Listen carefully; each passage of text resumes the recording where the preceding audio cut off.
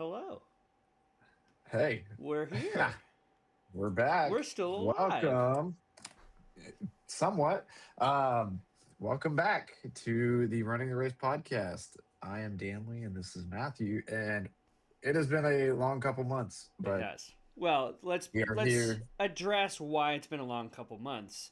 It's been summer, which True. for youth minister slash associate minister and associate minister, there's really no time for anything else over the summer. No. So And then, in addition, we've been preaching, we have. uh, doing several summer series in the area, stuff like that. Yep. And so, yeah, summer's a busy time in ministry. I think just really for most preachers Yeah. is just and then on top of that, family vacations and all the other obligations and things that we do.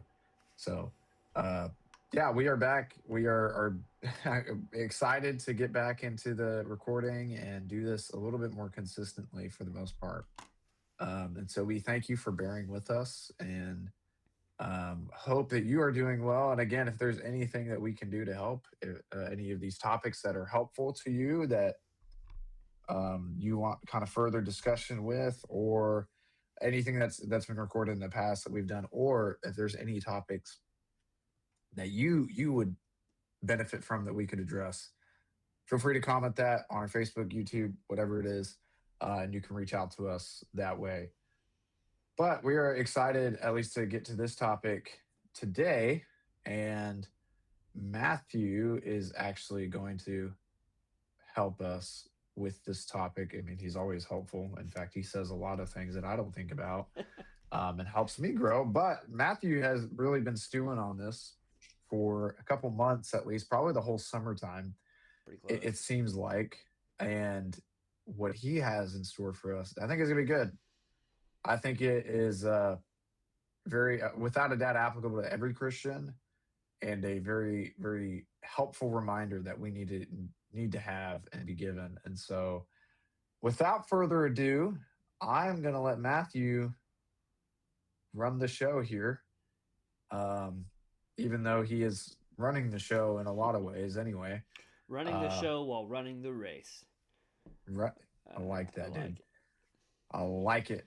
Um, but yeah, Matthew, what topic you got today for us, man? So, this whole topic kind of came from one of the summer series that we were just talking about. I was asked to preach a lesson on the topic of holiness, and it was one of those things where I knew holiness. I knew about holiness. I knew the word holy. We talk about that word regularly, but I didn't necessarily have the in depth thought about holiness and what holiness is really involved in until I started kind of doing this deep dive. So ultimately, the focus of at least the next few minutes, as we discuss, is going to be on this idea of holiness. So, kind of branching back over to you, Danley, as a way of starting the discussion, what would you say holiness is? If you were to define holiness, if you were to describe holiness, what would you tell someone? This is what it means to be holy or to have holiness. I think, in its simplest form, the best way to describe holiness is a separation, Okay. or we would use comparable terms like sanctification Mm. in some ways. So, something that you are to be separated from, it's distinct in some way, shape, or form. Okay. So separated from, I think sometimes we may use the terms set apart, right? That's a lot of times when I hear the definition being given of holy, it is to be set apart for a specific purpose, or things like that. But even that, what does that mean? To be separated, to be set apart. What it is, and how does that involve our relationship with God? You're asking me right now? I am. Yes, that is a Okay. question, not a rhetorical. um, sure. What does that mean? I think, at least first and foremost, when we look at least our who we are, especially in connection to sin. It is being set apart or sanctified or separated from things that are contrary to, I mean, God and his way. Um, I mean, when you look at least how we're called to be different and distinct, and how the world operates in and of itself in the fallen world that we live in, we have to be different and not live the way that the world lives. So I think that's where we think about at least set apart, and there's more to it than that, I Mhm. think. But in short, that's at least in my definition, I guess, that I could give. Yeah, no, I think that is spot on in the fact that we are to be different. A lot of times, that's another way that we describe being holy is we're supposed to be different from the rest of the world. We're supposed to stand out, because God has distinguished us as His people. Really, that's the concept of being holy. There is being set apart by God as His people, right? And as a result of that, the way that we live, the way that we speak, the way that we act, all of that is going to be different from the world around us. Right. The challenge that I have found, at least in myself, is thinking about that concept of, okay, being holy means we're supposed to be different so that the world can see that we are different.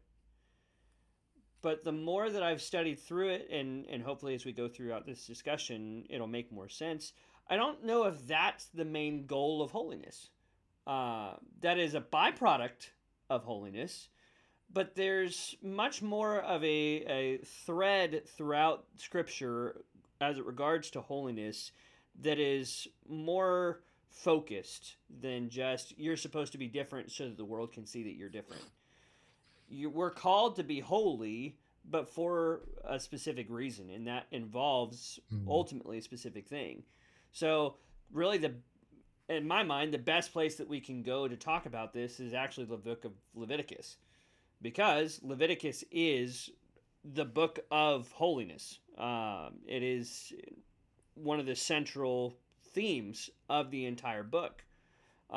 So going to a book like Leviticus helps us to understand what holiness is truly and helps us to see what holiness looks like.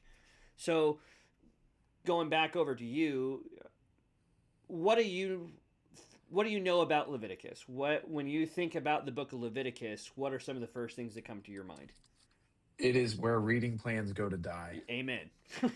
Uh, in all seriousness, I mean, I think it is where people decide at least to do a reading plan, and it is probably the most untouched part of the Torah, Mm, the first five books of the Bible, and the books of Moses, um, because of, I guess, not how burdensome it is, but how repetitious it can be. yeah. Some people kind of find it icky. Um, and there's a reason for that. Mm, It is a little bit graphic in certain areas, and there's a reason for that. But um, it is. I've always viewed it as this cool narrative structure that happens where you have at the conclusion of Exodus, where Exodus 40, uh, where you have 34 through 38, where you have Moses is at kind of the entrance of the tabernacle at least, mm, and it's like he can't enter in. You know, right. God's glory is there. It covers the tabernacle, but it just says Moses was not able to enter the tabernacle of meeting because the cloud rested above it and the glory of the Lord filled the tabernacle.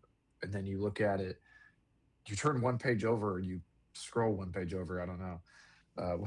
Whatever you do with your Bibles, Yeah. however you read scripture, it's almost like, okay, now he's not able to enter in.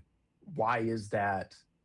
Here's how he can enter in now. Mm, And the book then unfolds from that point on. I mean, we have a lot of defining of atonement, uh, what atonement is, sacrifice, all the stuff that are key imagery and themes to the rest of Scripture.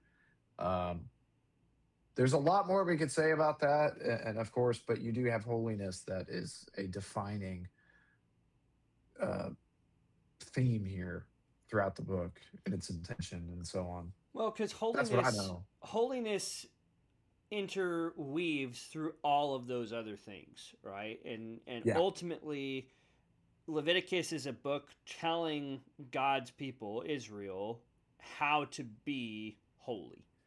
right. And we'll go more into the details about this in just a minute. But to think about the book as a whole, you're exactly right, and this is where the Bible reading plans go to die, because ultimately there is a bunch of rule in Hmm. in Leviticus. There's a bunch of you can do this, you can do this, you can't do that, you can't do that.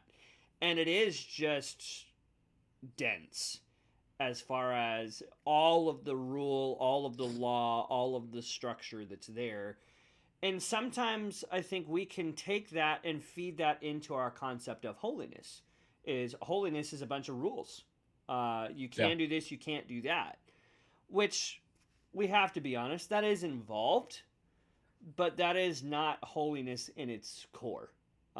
Again, I think those are really more some of the byproducts of holiness. Is understanding that there are certain things that we can and cannot do, but we have yeah. to come to the understanding of why are we meant to do these things. And with that, go ahead and turn over to Leviticus chapter 20. Leviticus chapter 20. Sorry, I'm using my physical Bible. If you hear the pages turn, that's why. So, all right, And Leviticus 20. Where am I going? go ahead and read verse 26, because this Okay, verse 26 kind of 26. provides us a definition that we can use for this topic. Okay, Leviticus 20:26. And you shall be holy to me, for I, the Lord, am holy, and have separated you from the peoples that you should be mine. Okay, so right here we kind of have this working definition that we can use. We see God is calling Israel to be holy, and why is he calling them to be holy? That they should be his. Okay, that they shall be his. So Yep. I have set you apart, right? That idea of being holy, as we were just talked about, the idea of being set apart. God says, I have set you apart to be mine, which means being holy is being God's people. Being holy is being devoted to him just as he is devoted to us. When God chose Israel to be his people, he could have chosen any nation to be his people. We think about, the writer, it's either, I think it's Romans, I think it's Paul, that talks about God could have chosen Esau, but he chose Jacob to be his people, right? God could have chosen the Canaanites. God could have chosen the Egyptians. God could have chosen whoever he wanted to be his people, but he chose Israel. And as a result, they are meant to be dedicated to him as he is dedicated to them. So I have set you apart to be mine. But then there's another aspect of this that we can include. You note that he says, I have set you apart, I have separated you from the peoples to be mine. Mm. So there does kind of capture that concept that we were talking about of being different from the world, right? We are called to be set apart from the world because we belong to God, because we are his people. So we think about holiness in the sense of we're called to be different from the world around us, but really that difference in the world around us is fed by us being God's people. God's people are meant to be different. And there's one other aspect of verse 26 that I think we can key in on that helps us with this. Look at toward the beginning of the verse. What does God tell Israel? You shall be holy to me. You shall be holy to me. Why? For I am the Lord and holy. Yeah. So God calls his people to be holy because he is holy. So we think about what he's trying to explain here. He has made Israel to be his people. He has established them as belonging to him. And through that, there is an expectation that he now has for his people that they are to be holy because he is holy. He wants Israel to be set apart because he is set apart. Now, when we talk about God being holy, when we talk about God being set apart, what exactly does that mean?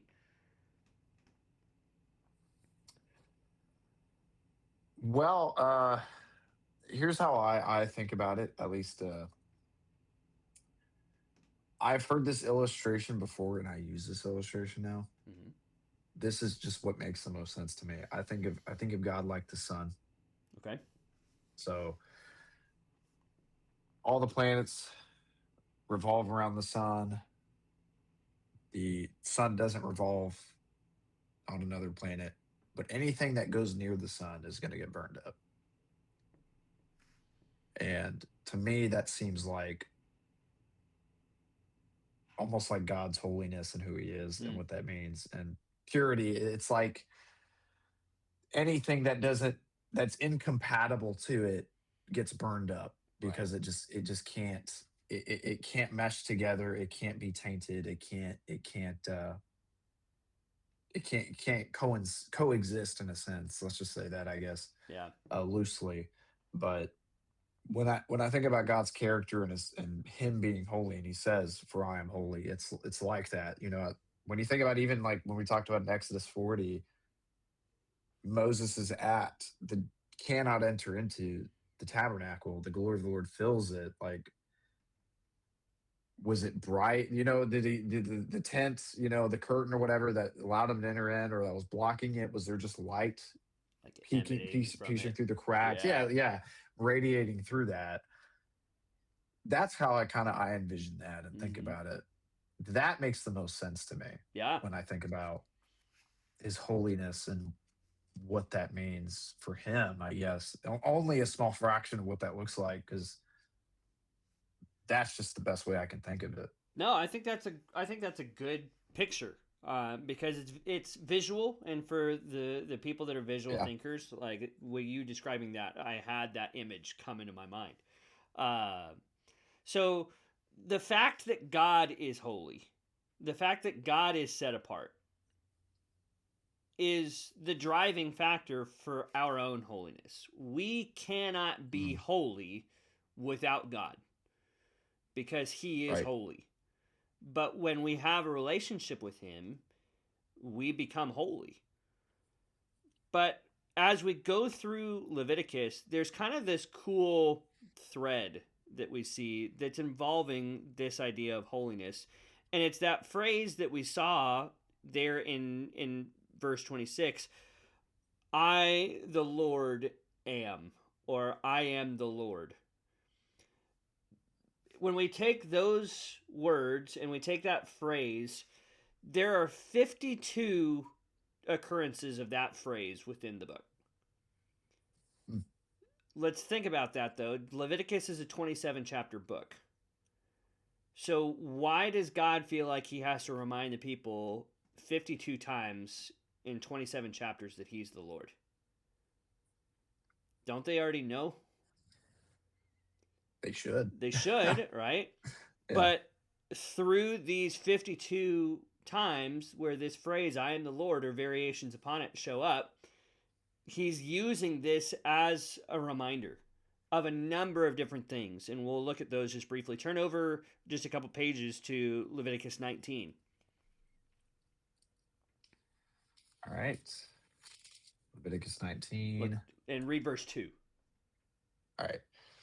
Speak to all the congregation of the children of Israel and say to them, "You shall be holy, for I, the Lord your God, am holy." So, what we just saw in 20 verse 26, and now what we see here in 19 verse 2 is God is saying, I am holy.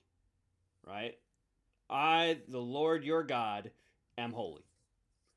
So God, using this constant repetition of the phrase "I am the Lord," is reminding Israel He is holy. Right, the 52 times that this phrase shows up, that is going to be a callback to God's holiness. Not Mhm. every time, not all 52 times say, I, the Lord, am holy. But every time we see that phrase, I am the Lord, that is God drawing attention to who He is. He is indeed holy. But not only that, turn back now to chapter 11.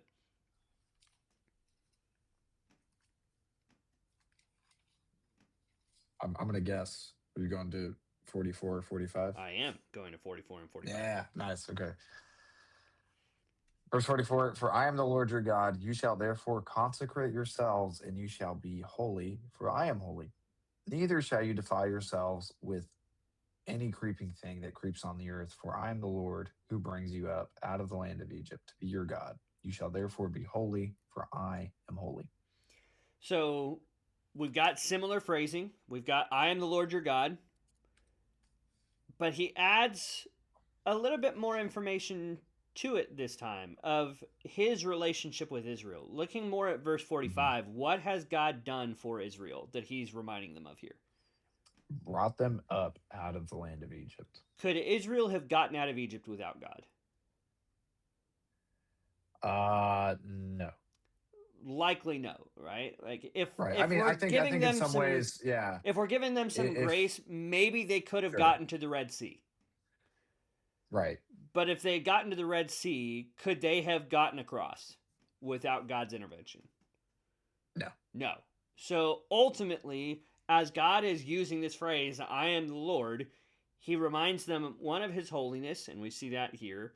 We also see he's reminding them of the fact that he is their deliverer, he is their Yeah. means of salvation. Israel cannot be delivered without God.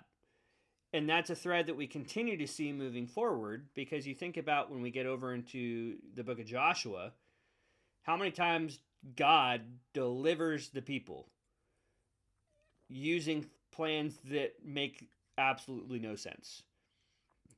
I love the account of the conquest of Jericho because the battle plan is flat out weird. It does not make sense. The only way for Israel to be able to capture that city is through God's help because God is their deliverer, right? Because of the relationship that Israel has with God, He is holy, they are to be holy, and when those two are working in harmony, God delivers, Mhm. which is cool. But He gives them through this phrase, "I am the Lord," a reminder, one, of His holiness, two, of His deliverance. But then look back at chapter 20. Turn back to chapter 20 All right. Back to 20. and read verse 7 and 8.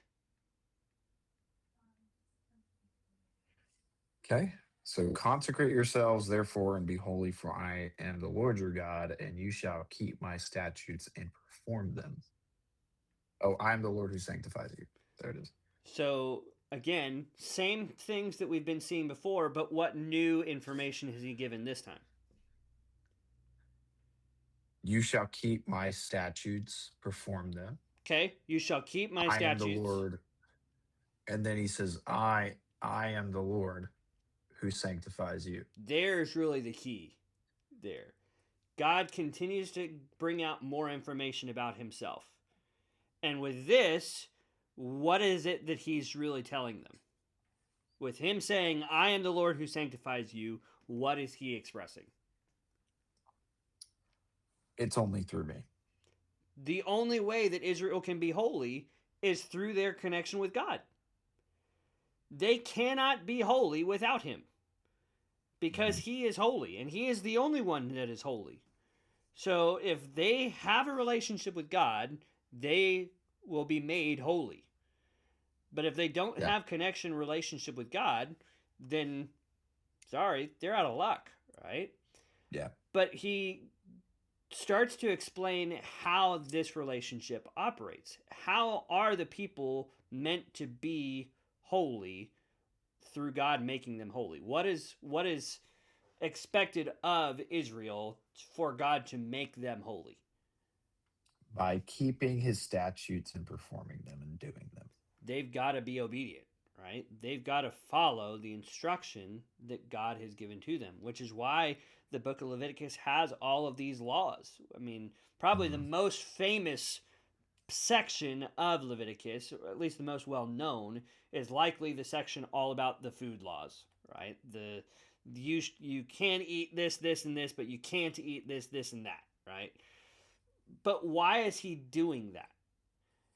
We talk about it in the sense of, okay, it's scientific foreknowledge, right? God is telling Israel, hey, you shouldn't eat pigs because you have to cook, pork to a certain temperature, otherwise you get sick and it's really bad. Is that true? Sure, but I don't think that's the main focus, right? Why does Yeah. God give Israel the laws about what they can and cannot eat? Because he's designated things that do not set them apart in some way, shape, or form. Yeah, I mean, again, I mean, even with the food laws, it's weird how he says some things, like creeping things that creep on the earth. I mean, even in Leviticus 11, like why that specifically? What does that do? Well, there's something there that where it doesn't set them apart. It doesn't sanctify them because God has given a reason as to why that is. well, and it could be that the other nations around them are Yeah, eating of these things, right. and God's saying, "Hey, you're not supposed to be like them because you're mine. You represent Yeah, me." right.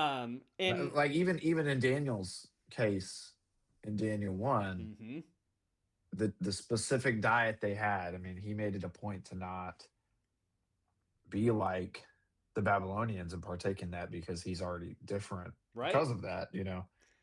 Um, and not just because Daniel, Shadrach, Meshach, and Abednego wanted to be healthy.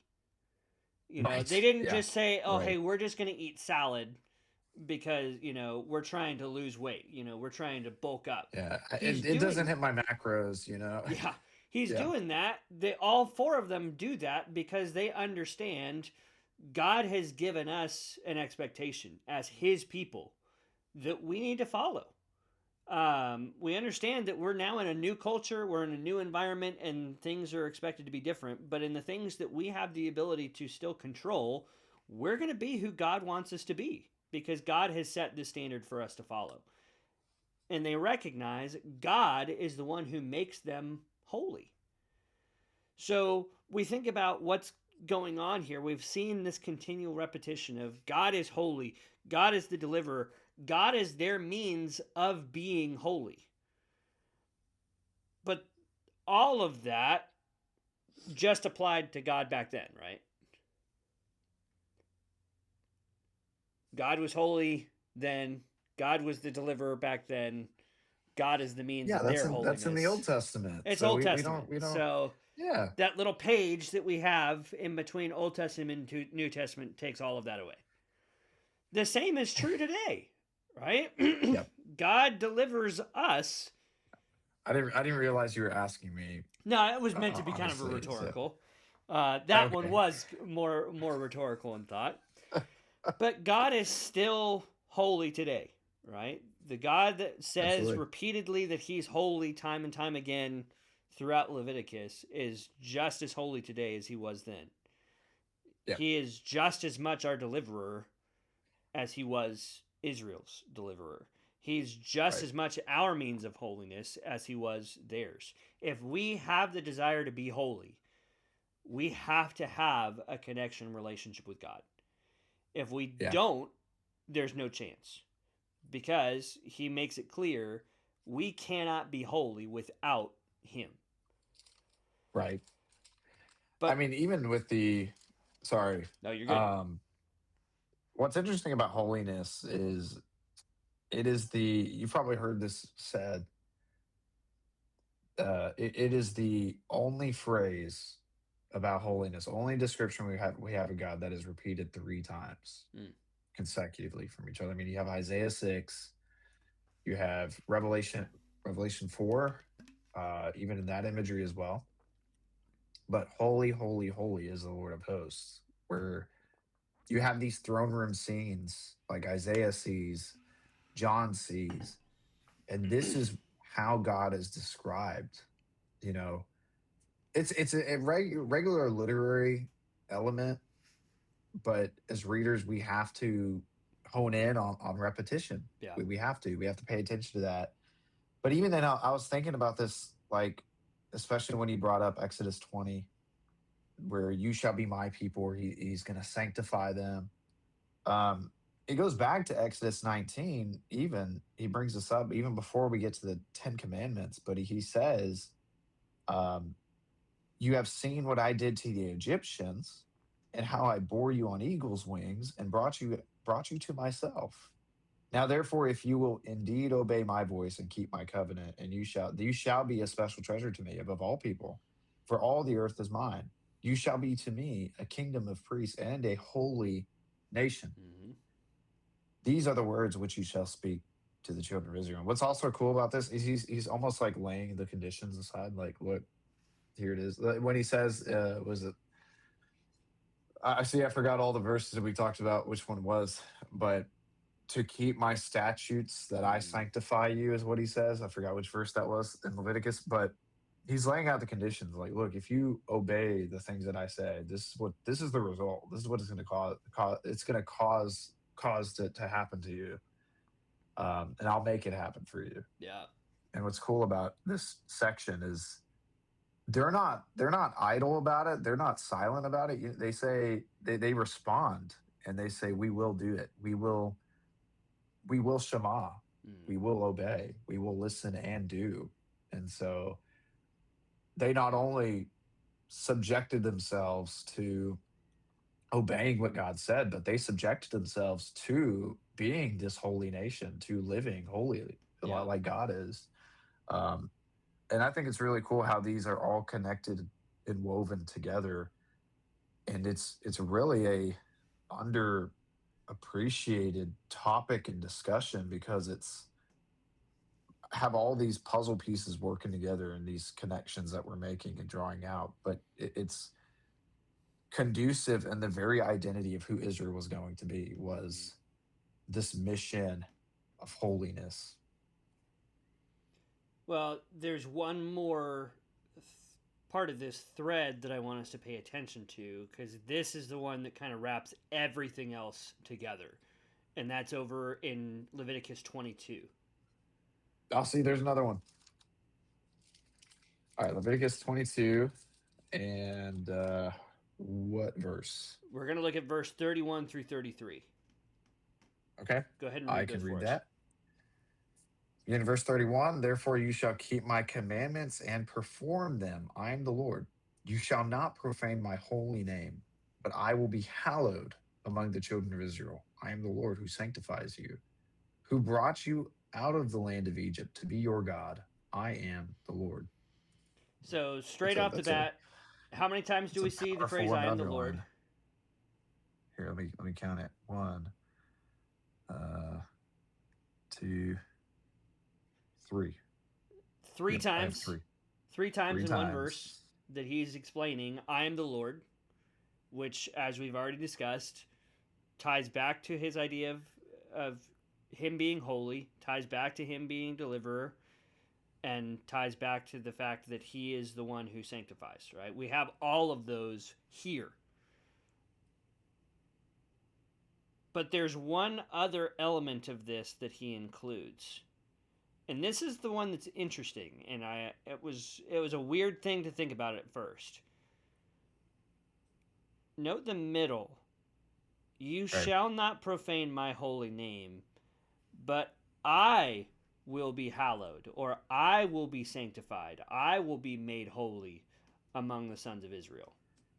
I have a footnote here that says treated as holy. And I like that Yeah. I like that too. because God is already holy. We've covered that already. So does God need us to make him holy? No. No, right? Because we are holy through him, not the other way around. But God is clear in saying, I will be made holy. I will be sanctified among the sons of Israel. I will be treated as holy. Not a, hey, this is a suggestion, saying, no, this is the expectation that Yeah. God's people treat him as being holy. So, what does that look like? To treat God as being holy. That would be, I would say it's, I mean, it's evident throughout the entire book of how you live and how you perceive things and how you treat things and conduct yourself. You know, all this stuff. I mean, I think it's the a it'd be indicative of what you do, what you partake in, what you don't partake in, and all this stuff. You can correct me. No, I mean, if that follows, no, I think that that's how I'm seeing it. Of treatment is um, an outward thing. It's gonna be indicative and seen in your life in some way, shape, or form. Like the way I can say I love my wife, but the way I treat her is going to reveal whether if I do or not. Um, and so that's kind of how I see this description of hallowed, of how God's Israel was supposed to um, do that, and the requirement for that. yeah, no, I think the things that you were saying there really do capture it. Of the way that they live, the way that they interact with the world and the environment around them, all of the aspects of their life is going to reflect their treatment and view of God. But I think that's where the purpose behind it ties back to this idea of God being holy, right? Mhm. If we use that kind of working definition that we have been of holy is to be set apart, and God says here, I will be treated as being set apart among the people. We have to recognize our role in this is to show not the world that we're holy, it's to show God that we see him as holy. The Mm. way that we conduct ourselves, the things that we choose to abstain from, the things that we choose to partake in, the things that we choose to carry our lives in doing is a reflection of our view of God being set apart in our lives. When you think about Israel here in Leviticus, they are waiting to enter into the promised land. But what was awaiting them in the promised land? It's an open ended And question. I mean, everything they could have asked for. I mean, Everything they could have asked um, for, what are some of the dangers that await them in the promised land? idolatry, uh, complacency. I mean, with having everything they could have asked for, and then that is also the other side of the spectrum is um, being complacent. But Yeah. at the heart of it is idolatry. Was they were going into a foreign land with foreign religion and foreign gods and all this stuff that they would have seen in Egypt even then.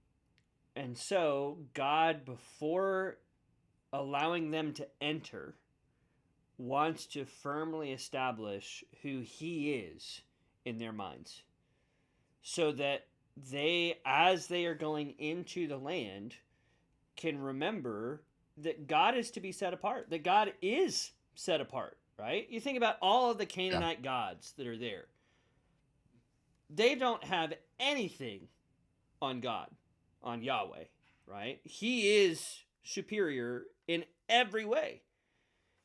And God wants Israel to set him apart. He wants them to set him as being the priority of their lives. Not to go and follow after these false gods, not to go after the customs and the traditions of the Canaanites, not to indulge themselves in the practices of complacency. He wants them to see God as being the most important, as being the most significant aspect of their lives. And they live showing that. They live in a way that exhibits the fact that God is the priority, that God is the top mark in their lives. So to treat God as holy is not just this idea of, we got to do what's right. We got to show God that we truly see him as who he is. We live our lives in response to our belief that God is holy. And in doing so, we are seeking to be holy ourselves by doing the things that he wants us to do, living the way that he wants us to live. Why? Because he has told us what he expects from us. And if we truly hold him in the position that he ought to be in our lives, the way that we live is going to reflect that. Does that does that make sense? No, I mean that makes 100% sense. I mean, it's honestly, it's one of those things that you kind of like, I guess, no, but when you really kind of hear it explained, it makes you think more. So, I mean, it was thought provoking for me just to really think about it. And again, this is even showing like how Leviticus is underappreciated and Mm-hmm. seen, because honestly, I forgot about a passage like Leviticus 21 verses 31 through 33, because and then having that designation, like, it's contingent. I think it's also important if the way you view God is going to affect how you live for him. Mm-hmm. So if we just view God as only loving, like, yeah, we may be loving to people and stuff, but you're going to have this imbalance of, well, God is also very wrathful towards sin and so Right. on. And if I'm only loving, then I can overly affirm things that are contrary to him, Mm-hmm. because I'm only emphasizing that aspect, when there's a whole picture of who God is that we can only really grasp. But when we take these identifications and these characteristics of Scripture and we really take them for who God is and who He is, I mean, that should be evident in how we live in its totality. I mean, it's so that's good, man. I mean, that's some good stuff that I didn't even really consider on that end. Well, So I, yeah, I, I like what you. I've been marking in my Bible the verses you're talking about. So I marked that one and took notes. And no, that one's a powerful one too. I well, I don't want to stop you if there's more to it you want to add from Leviticus. No, you're good. I think this is kind of leading us into a transitionary position where we can make a jump from old to new, because we think about Leviticus and we've kind of walked through briefly, and certainly there is so much more to Leviticus than what we've Uh-huh. really spent time talking about here. Again, the phrase "I am the Lord" shows up 52 times throughout 27 chapters. We've covered maybe 6 of them, maybe. Yeah. So we're trying to look big picture of what's going on here, but there's a bridge that is formed between Leviticus and First Peter, because in First Peter chapter 1, Peter quotes directly from the book of Leviticus, which for us as New Testament Christians is an important bridge for us to see and understand. Because while Leviticus is directed mainly to Israel, God's chosen people at that time, we got to recognize Israel is no longer God's chosen people. It has been broadened to anyone and everyone who comes to God through Christ is now Right. able to be part of his people. But the expectation of God's people is still the same, where we see in First Peter chapter 1, verse 14 through 16. Go ahead and read that. Um, yeah, I'll read that real quick. Well, I'll read verses 13 through 16. How Sure. about that? Because it's part of the thought. Therefore, gird up the loins of your mind, be sober, and rest your hope fully upon the grace that is to be brought to you at the revelation of Jesus Christ. As obedient children, not conforming yourselves to your former lusts as in your ignorance, but as he who called you is holy, you also be holy in all your conduct, because it is written, be holy, for I am holy. I like how verse 14 starts. Because what does he call Mhm. us at the beginning of verse 14? Obedient children. We got to be obedient to our Father. And what has our Father commissioned us, called us, commanded us to do? To be holy. To be holy, right? So we think about what is being offered here. God is calling us to be holy, God is commanding us to be holy, but not just because I told you to be holy. He is telling us to be holy because he is holy.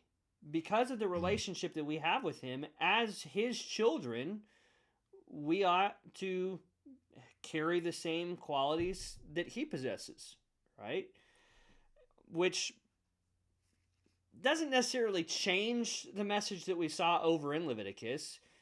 It just adds to it in some ways because not only are we Mhm. God's people, we're his children. And that relationship shows how special we are to him.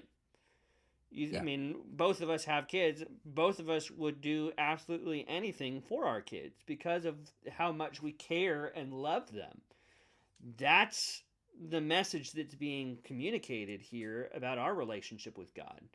We are his children, which means that he is 175,000% dedicated to us. The Yeah. question turns is, are we as dedicated to him? I got a question real quick. Just with reading those verses in Leviticus, especially the one where he says to keep statutes and Mm-hmm. obey them. Mm-hmm. Do you think Peter is reflecting? I mean, because I have written down at least the quotation is 11:44:45. Mm-hmm. Do you think he's reflecting more of the totality of Leviticus, even more so, like Could be. I bringing mean, in even that passage too? Well, I mean, because even like when we were talking about it, obedience, like, and then sanctification follows suit. You know, to what God says, and he's the source of that. So, anyway, side note, I didn't know if there was um, anything also there.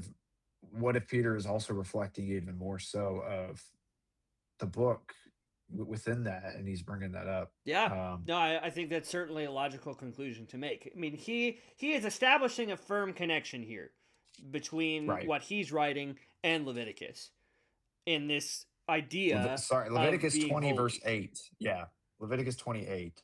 Keep my statutes, perform them.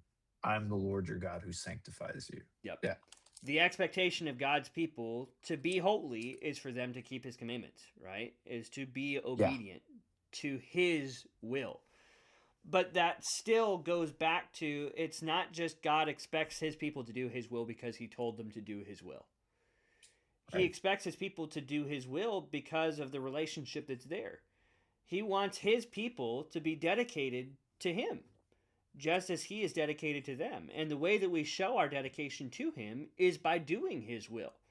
Because if we are truly dedicated to God, his will, his purpose for our life, his plan for us is going to take priority. Yeah. But then through that, let's go back to the bigger picture here.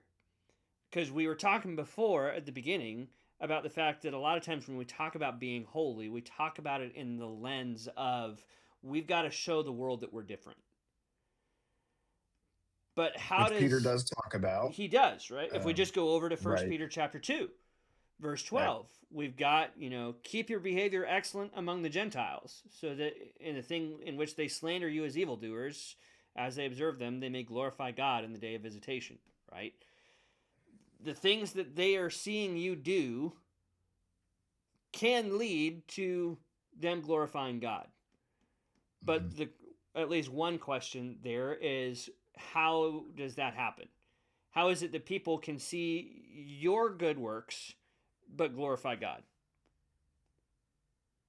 Well, I mean, you're talking about doing his will. It's submission to his will and being obedient to it. I Yeah. mean, that's the thread in chapter 2 is really submission all the way through verse 12 of chapter 3. But sorry, we're also studying First Peter. I'm teaching through First Peter 2, but I think it's interesting too, where I think even in verse 22 and following, when he says, "Since you have purified your souls in obeying the truth," the way it's also translated in other translations also interesting. Of like the since you have obeyed these words or something like Mm, that.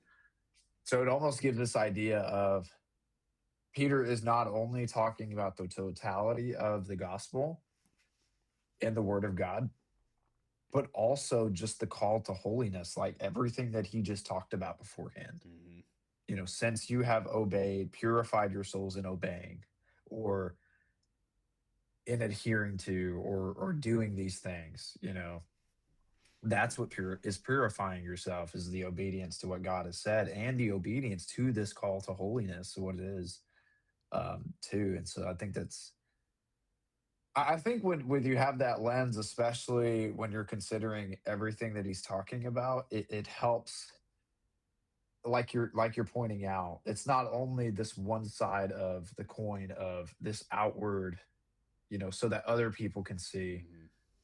but it's the inward focusing and emphasis of the relationship we have with God and who he is, and treating him as who he is, Right. because that matters. And then seeing how those two coincide and go together. So it's helping, at least, because we even talked about this in group chat. Some of our friends favor Second Peter because First Peter he is kind of be everywhere. But now it's interesting. We're kind of seeing a little bit more of, maybe this is Peter's train of thought Mm-hmm. of holiness, outward, how that helps you when you're suffering, when you go through these various trials. But ultimately, it's to be with God in his full holiness and to dwell with him. I Yeah. mean, in his fullness and so on. So, I mean, this is already helping me and putting the pieces together, because it's phenomenal to consider Yeah. with all of that.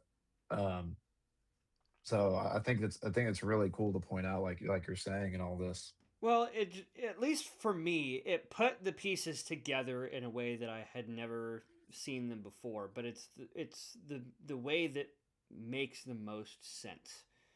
Yeah. Is the way that we treat God is going to come out in how we live. Mhm. And if we treat God as holy, if we set Him as the priority of our lives, the way that we live is going to appear different from the rest of the world, which is where holiness does involve being different from the rest of the world. But the Right. motive that we have is not just, well, I need to go and be holy so that people can see that I'm holy. The motive is, Right. I'm going to treat You're God as putting you're holy. putting the you're putting the cart before the horse. Right.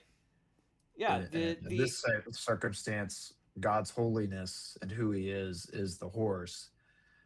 The cart that's being pulled is then the appeal, the attraction, Right. the honorable works that he says in Second Peter 2:11 through 12.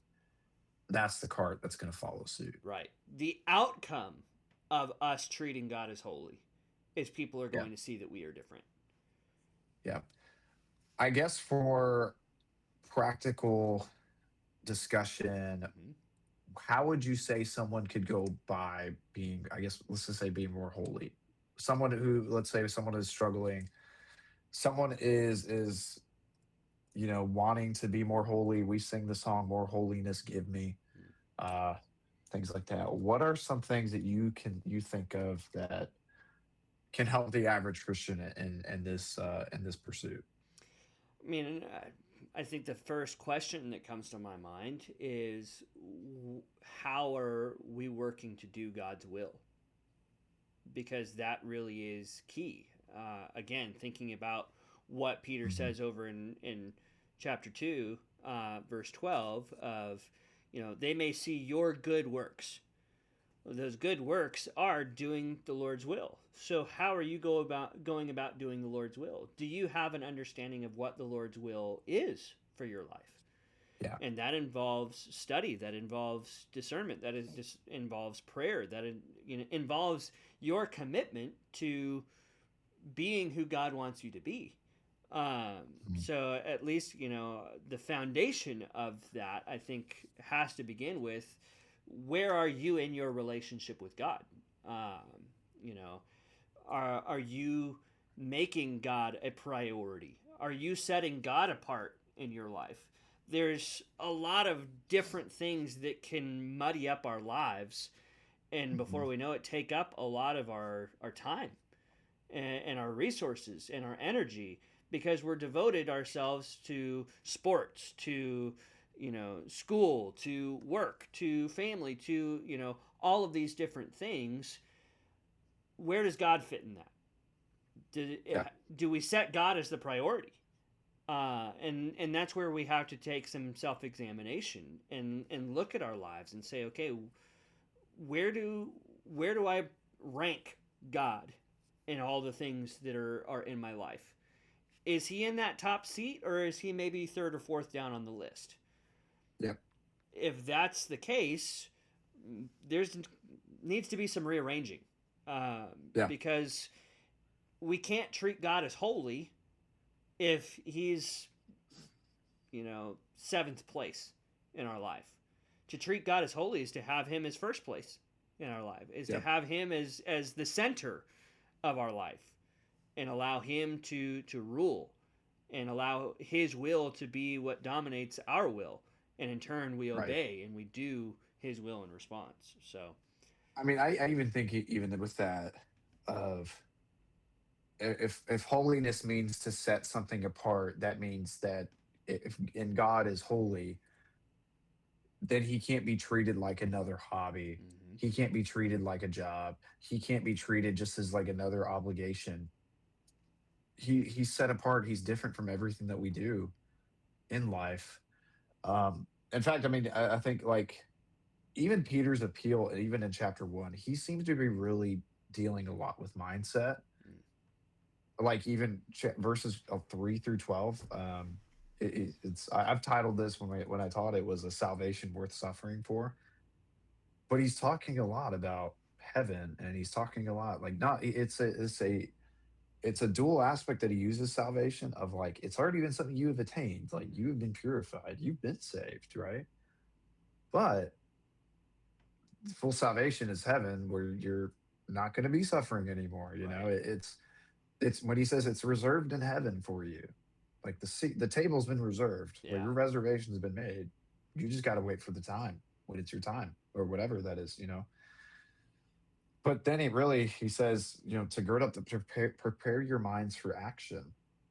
And I think about this in a lot of ways, and of that if we're going to be more holy, just as God is holy, that takes true intention. I mean, for me to prepare, I have to make a plan. I have to be intentional. Mm. Um, like you were talking about, not being like the world. As a Christian, that's already a high, a hard calling to live by, It is. because we are pushing back so much, um, and being different and striving to not live like the world. I mean, we're bombarded by so many things, but it takes intention to make sure that we're not partaking and participating. I mean, again, not just like doing the list of rules or whatever, do this or do not you to do this instead of that, or don't do this, don't do that type thing. But it takes intention to know what I am to do. And that takes how I am perceiving things and what I usually think. I mean, I think about like we kind of mentioned, like the way you perceive God is then going to reflect how you treat him. I think about this with like my family, Mm. with kids. If I see my kids as an obligation, I'm going to treat them as an obligation. Yeah. I mean, I'm not going to love them. It's not hard to just feed them, and it's hard to truly love them, even when they are being disobedient. You Mm-hmm. know, and so on like that. But if I view them as, hey, they are a blessing, and God says they are a blessing, then I'm going to treat them like a blessing. Right. So he's really digging deep into, hey, the way you think, the way you perceive, and the way you uh, consider things really, really matters. Um, and he says to rest your hope fully upon the grace that is to be brought to you at the revelation of Jesus, obeying as children, not conforming to your former lusts. So that takes intention to not just go back. I heard this quote. I'm listening to a book, and it's a guy, like, he's in the fitness space, but he's really great. But he said this in the book. Sorry, my secretary's sneezing in the background. Uh, is lack of intentionality leads to a repetition of what's easiest. Hmm. And ever since I heard that this week, I've been thinking of ways, where else does that apply? Yeah. I mean, that applies to everything, Mm-hmm. really. If I'm not intentional, it's going to lead to a repetition of what's easiest. And that means I'm not going to dig in deep and fight off sinful desires and lusts and former lusts like I previously had before Christ. Yeah. If I don't make a plan, I'm not going to stick to that. If I don't, this is the standard. If I'm not holding that standard, then the standard is never going to be met. You Yeah. know, uh, that 100% applies to holiness. It If does. I'm not intentional with it, I'm going to be stuck in this repetition of what's easiest. I'm going to be stuck in a cycle of sin. And I'm going to be stuck in a matter of, not treating God the way he ought to be treated. And with that, I think there's also a reshaping of what we are being intentional about, right? It's Yeah. sometimes we can approach it from the mentality of, okay, I'm going to be intentional about being more holy, Right. but that's not where it starts. It's not. Being holy isn't just trying harder to be holy. If we want to be more holy, the intent needs to be, how am I truly standing in awe of God? How, where does my view of God really fall? And how can I build up that view to be who He truly is? Because our Mhm. holiness, a holy life, doesn't begin with trying harder. It begins with seeing God more clearly. And even if you do try harder, it's never going to be enough. Mm-hmm. I mean, that's the thing, is people do get caught, and I've been in too, and I'm sure you have too. Well, I just need to try better. I need to be better. I need to do better. Yeah. Like, you are not enough to Mm-hmm. do it. Like, you can't do it on your own. Yep. Like, that's the gospel. Like, there's no way. Um, It goes back to what we were and saying before. We cannot be holy without God. we can't. Yeah, we cannot.